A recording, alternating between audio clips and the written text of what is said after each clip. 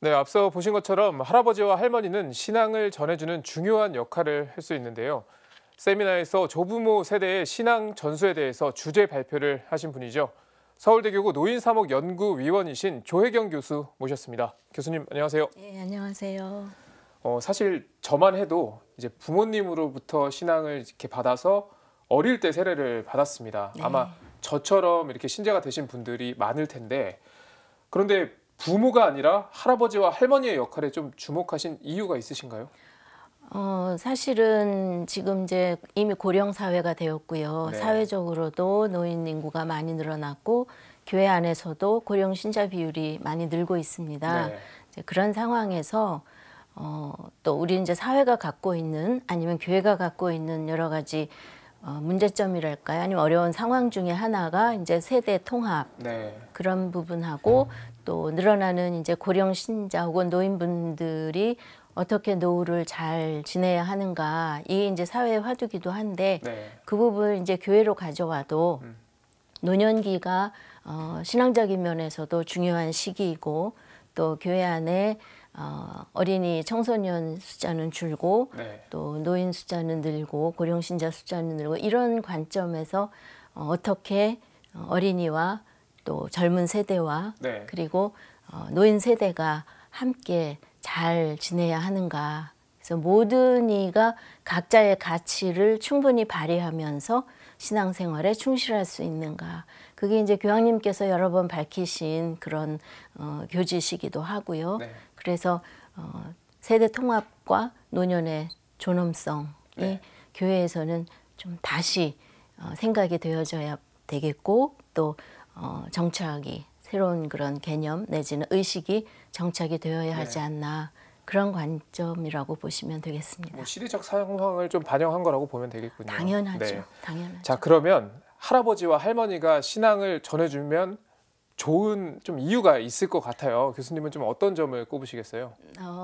일찍이 요한 바오로 2세 교황께서도 이 노년의 그런 중요성 그리고 노인 시기에 지혜와 경륜을 갖춘 그런 자비의 일꾼이다. 네. 이런 표현으로 노인분들의 역할을 강조하셨고요. 그다음 프란치스코 교황님께서는 젊은이와 노인을 꼭 같이 언급을 하세요. 네.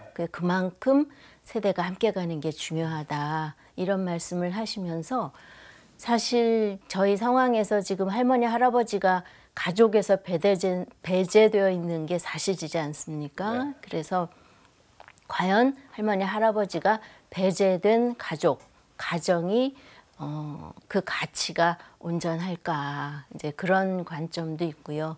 그 다음에 노인분들이 가지고 있는 그런 자산이라 그럴까요? 네. 재원 혹은 그런 영적인 경륜 이런 것들이 좀 더 후세에게 손자녀에게 잘 전해지는 것이 그런 교회 정신에도 공동체 정신에도 맞고 또 부모들은 아무래도 좀 강박관념이 있어요. 애들을 잘 키워야 되겠고 네. 또 뭐 어떻게 보면 1등도 만들어야 되겠고 근데 할머니 할아버지는 그런 것을 연륜과 경험으로 이미 경험을 해보셨기 때문에 네.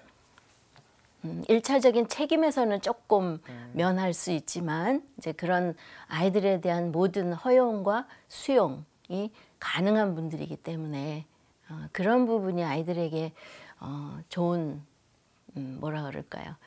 육아 방식 네. 아니면 길잡이가 되어줄 수 있지 않을까 그렇게 생각을 합니다. 네. 그런데 요즘 또 젊은 부부들은 자녀의 세례와 좀 첫 영성체에 적극적이지 않은 경우가 좀 많은 것 같아요. 이유가 좀 뭐라고 보세요? 맞벌이 부부가 많고요. 네. 또 좀 제가 지나치게 말씀을 드리는지 모르겠는데 본인의 신앙의 문제겠죠. 본인들이 신앙이 얼마나 내 삶에 있어서 중요한가. 네. 이제 신부님들 저희가 강론에서는 하느님을 제일 첫 자리에 두어야 한다 이런 말씀 많이 듣지 않습니까? 근데 이제 얼마만큼 신앙이 본인들에게 중요한 자리에 있고 삶에 있어서 절실한가가 본인들이 느끼는 거에 따라서 아마 참여도가 달라질 수도 있다고 보고요. 네.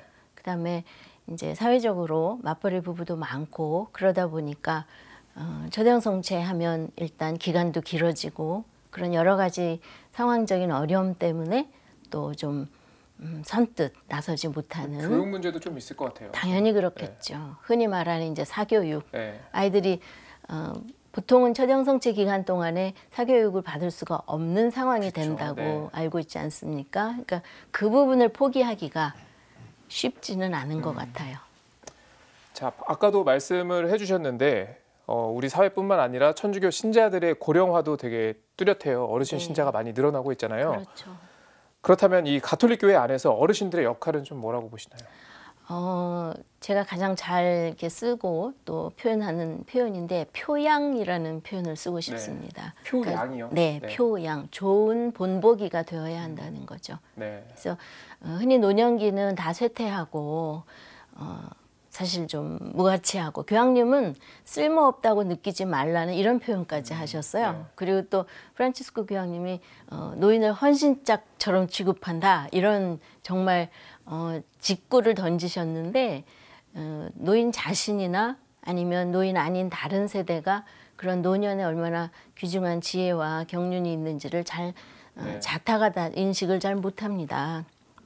그래서 그런 부분이 교회 안에서 좀 더 실현이 되었으면 좋겠고 네. 사회적으로는 노인 인구가 그렇게 급증하고 하는 게 사실 큰 부담이죠. 부담인데 이제 영성적으로 또 신앙적으로 우리가 그리스도인이니까 하나님 시각에서 볼 때는 굉장히 중요하고도 하나님께서 굉장히 귀하게 보시는 시간인 거예요. 그래서 교회 안에서 노인분들이 그 죽음을 잘 준비하고 노년기를 또 하나님 앞에 지금 하나님 앞에 가장 가까이 와 있는 시기지 않습니까? 네. 그래서 그런 관점에서도 우리가 좀 다시 생각을 해보고 확실하게 생각을 해봐야 되는 시기가 아닐까 그렇게 생각을 합니다. 네, 그렇군요. 자, 그리고 주교회의 여성 소위원회가 발간한 할머니 할아버지는 신앙 길잡이 여기에는 좀 어떤 내용이 담겨 있는지도 궁금합니다. 예, 그러니까 이제 그 할머니 할아버지들이 실제로 아이들하고 어떻게 해야 되는지 사실 막막하지 않습니까? 네. 그래서 사실은 그 책자의 발간에는 제가 관여는 안 했습니다만 이제 이번 발표 때문에도 그렇고 또 여러 가지로 이제 접해 보면 실질적으로 어떻게 아이들하고 신앙 생활을 하는지 또 어떤 활동을 해야 하는지 또 10개의 주제로 나뉘어서 그 활동 10가지가 있어요. 네. 그래서 성지 같이 가보기, 뭐 미사 참례 같이 하기, 기도해 주기, 뭐 어떤 태내에 있을 때부터 아기가 임신이 되었을 때부터 축복 기도를 시작하고 아주 구체적이고 그런 교리에도 충실한 그런 내용을 많이 담고 있습니다. 가이드라인이라고 보면 되겠군요. 당연하죠. 네. 예, 매뉴얼에 가깝습니다. 거의. 네. 매뉴얼. 활동 일지도 되어 있고요. 네. 그래서 그대로 참고를 하시면 네. 아주 좋은 그런 길잡이 역할을 하실 수 있는 지침이 된다고 봅니다. 네, 알겠습니다.